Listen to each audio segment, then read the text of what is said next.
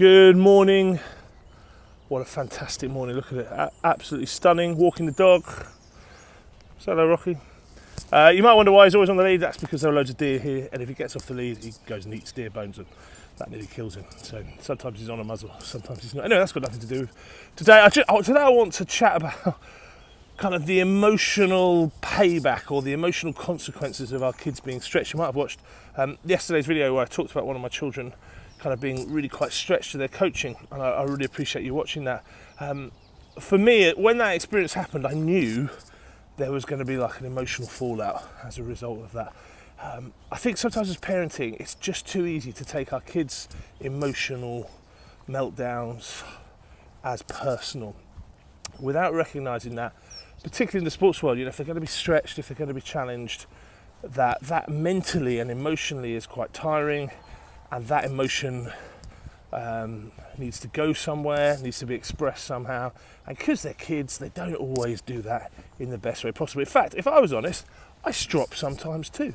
Sometimes my emotions, if things aren't going quite right, or I've had a really tiring day, I don't manage those emotions always, confession time, as well as I could do. If you've totally mastered your emotional management, please let me know how.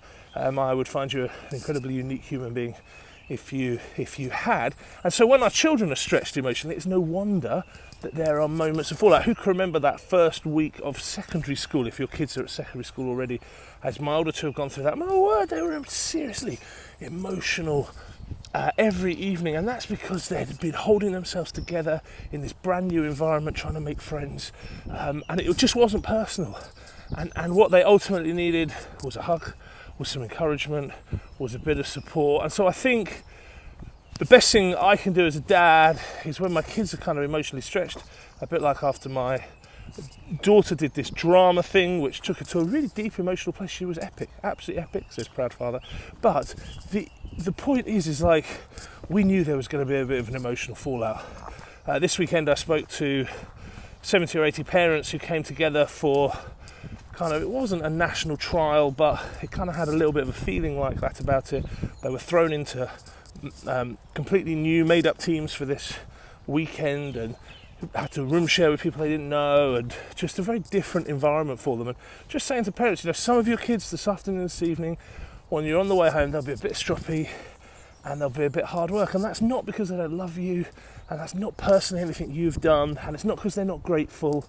It's just because emotionally, home is often the place that we feel is a harbour, and we want to kind of release that tension.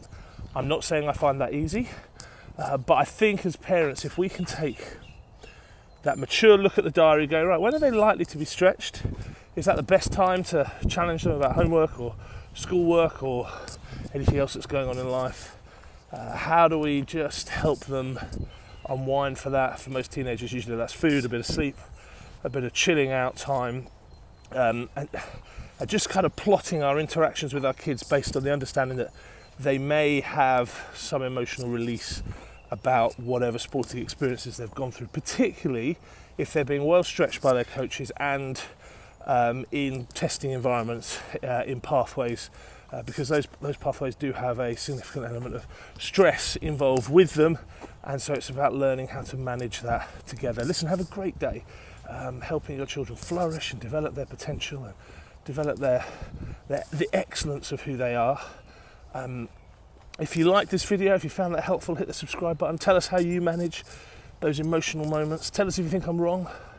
I'm always up for a good bit of debate. And if you wouldn't mind hitting subscribe, that gives me warm, bubbly feelings. Not that it should be about that. That's an external motivator, but hey, I'm old. Have a great day. Bye.